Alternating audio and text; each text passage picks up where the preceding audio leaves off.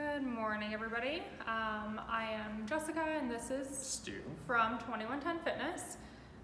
Just doing another one of our IGTV videos. This week's topic is going to be aerobic training, but before we hop into that, we just want to refresh you guys on when we're holding our virtual classes. So we've got a kids physical education class at 10 a.m. running Monday through Friday. It's about 30 minutes long, no equipment needed, nothing like that. Parents are free to hop in as well if you want. But conversely, we are holding a virtual boot camp for adults at 12 p.m. Monday through Friday as well. Same thing, body weight, you don't need any equipment, that sort of thing as well. So we are holding a weekly challenge this week again as well. We have a 3-minute wall sit happening. You have the opportunity to win a $25 Skip the Dishes gift card with us. We have maximum 5 submissions within the week. Each submission has to be different. You can either privately send that to us, preferably a video as proof, or you can post it to your own social media with the hashtag 2110SweatYYC. So, to hop into aerobic training. Okay, so because we're all kind of stuck in a situation where either you have a home gym set up or you don't, if it's one of the two, one of the things that we can all do, no matter what, is hop outside to go for a jog or run or whatever that might be. But one of the common things that's going to happen is if you look outside and you're like, okay, well, I'm going to go for a run and I've never really run before, you're going to run into a couple of issues. For example, you might get injured, you might not know how to fuel properly, you might not know how long to run, all these kinds of things. So what we're here to talk about today is how to set yourself up from going from no running experience whatsoever to being able to complete a 5K within about a 9-week period. This is following the Couch to 5K protocol that you can find online. I've known about this for quite some time. You might as well have known about it yourself. But we're just going to break it down as to why that's such a good program, or such a good program for somebody who hasn't done any kind of running or aerobic training consistently over the last little bit and is looking to kind of educate themselves a little on why it's so good. So the first thing that we want to talk about is our energy system pathways and why you might want to consider aerobic training as one of the avenues of your own training. So you've got 3 pathways. Pathway number 1 is your ATP-CP pathway, which is CP stands for creatine phosphate, and that's everything that you do within a 10-second period. So you're using creatine phosphate as an energy source to do highly explosive, highly athletic activities or maneuvers or whatever it might be within a 10-second period. That's why the 100-meter dash is done 10 seconds or less, because you're using that pathway specifically to achieve output. The second pathway is your anaerobic pathway. Anaerobic is when you go for a 30 second to 2-minute interval, and during that time you're not using oxygen as an energy source. Instead, you're using blood glucose and glycogen as an energy source, and that's when you get a lot of burning in the muscle group. That's going to give you that lactic acid buildup, and that's a completely different pathway than the ATP-CP pathway that we talked about. That's what you do in boot camps and classes and when you work out of the gym with resistance training and stuff like that. That's that pathway. The last pathway is your aerobic pathway, and that's when you actually start to use oxygen as an energy source. And when you're using oxygen as an energy source, you need to be working for 3 minutes or longer at a time. The reason that we do that is because the body will use for fuel blood glucose, muscle and liver glycogen, just like the anaerobic pathway, but then it also uses your adipose tissue as an energy source, or your fat tissue. And that's why we want to talk about this, because if you are interested in not gaining the COVID-19 as a byproduct of being stuck inside, this is a great way of mitigating that. So, when you're going into your runs, let's talk a little bit about why you might care about doing it in a certain way, and that is our Couch to 5K recommendation. But before that, let's talk a little bit about injury so that you know why you're following these protocols to avoid, and why you might want to do this so that you're avoiding certain types of injuries. Jessica, what kind of injuries can we see when you're running? Yeah, there are quite a few that could potentially flare up depending on if you already have any pre-existing injuries, that sort of thing. But main ones would be like plantar fasciitis. You could start having issues with your IT band, which would then pull on your knee. That's what it would feel like anyways. Shin splints. You could have, not spiral fractures, what are they called? Stress fractures. Stress fractures, thank you. All kind of as like a result, and you would probably see that primarily in the lower limbs.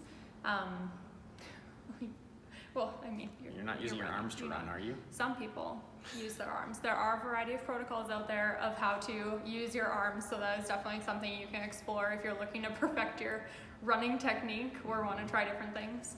But yeah, those are a couple common injuries that you might find. There are others as well. Like I said, it could be specific to the individual, but that's kind of why it's important to follow a protocol. And protocols, aside from what you're actually doing during the run, expand to what you're doing outside of your run. So that would be things like, are you warming up properly? Are you cooling down? Are you doing any rehab or mobility to kind of take care of yourself post-run, especially if you are having issues like this? That would primarily be inflammation, that sort of thing. But what would a Couch to 5K protocol look like? Okay, so we start with interval training. Now, interval training seems like a really boring way to do things, but it's designed around protecting you. So the Couch to 5K protocol follows this system. It gives you 9 weeks, and over the 9 weeks, you slowly build up to a total of 5 kilometers of your running interval. It begins with 60 seconds of work followed by 60 seconds of rest, and you do that for 20 minutes.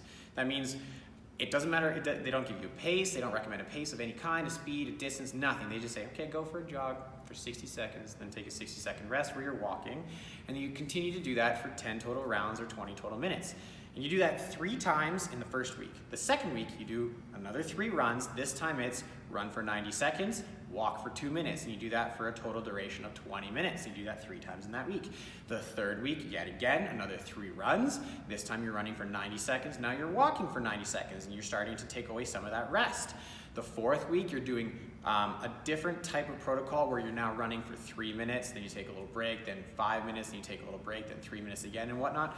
But what we're slowly seeing is that the time that you're moving is increasing, the time that you're walking is decreasing. And what that's gonna do is that's gonna basically just slowly usher us into that aerobic pathway and allow our body to start using oxygen as an energy source and allowing our bodies to slowly become accustomed to spending all that time running.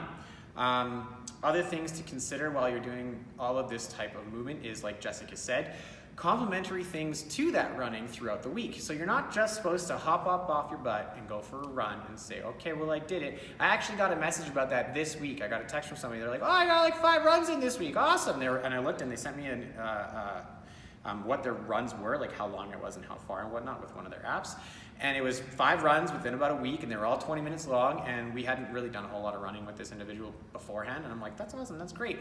But there wasn't any kind of periodization for it and that kind of thing, so they're prone to either overuse, overwork, or whatnot. Now, this specific individual has had some background in running, so I'm not that concerned about them. But let's say it was somebody brand new. You go for a 20-minute run, wow, that sucked. You try to do it again the next day, well, that sucked more. And then you do it again the next day, and there's no real protocol. You're just trying to do a bunch of running outside because that's the only thing we can do. It's not gonna go so great. But if you're trying to figure out how to run, how to monitor your running, and how to make sure you're not doing too much, you could maybe try some wearable tech. What about that, Jess? Yeah, I mean, most people have something. We all have Whoops here at 2110. Majority of people have an Apple Watch as well. So there are lots of devices out there, Fitbits even, that sort of thing. You could wear a heart rate just around the base of your chest. But there are lots of pieces of equipment to wear that would help you track intensity while you're doing your protocol. So you would be looking at a specific heart rate range based on your maximal heart rate potential. And those types of things are something that you would likely contact a professional to calculate, just in case you have any pre-existing conditions.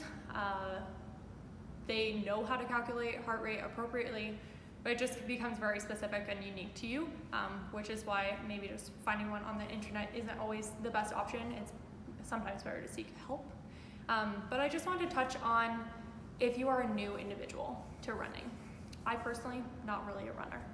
I don't love it, but it would be very easy to follow a protocol like that. So different ways to kind of wrap your mindset around running, because 20 minutes initially can seem very daunting, especially if you get 5 minutes in and you're like, holy crap, I have to do this for 15 more minutes. It's gonna be a lot. But if you think in your first week, you're doing 60 seconds on, 60 seconds off for 20 minutes, it's only 10 rounds.